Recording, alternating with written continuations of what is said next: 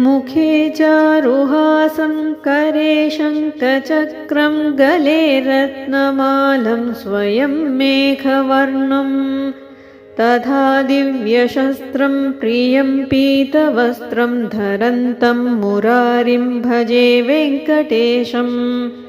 सदा भीतिहस्तं मुदा जानुपाणिं लसन्मेखलं रत्नशोभाप्रकाशम् जगत्पादपद्मं महत्पद्मनाभं धरन्तं मुरारिं भजे वेङ्कटेशम् अहो निर्मलं नित्यमाकाशरूपं जगत्कारणं सर्ववेदान्तवेद्यम्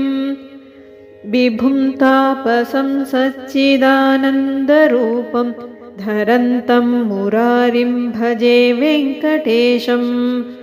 महायोगसाद्यं परिभ्राजमानं चिरं विश्वरूपं सुरेशं महेशम्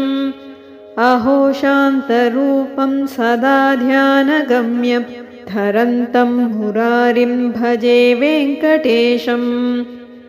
अहो बुद्धरूपं तथा कल्किरूपं प्रभुं शाश्वतं लोकरक्षामहन्तम्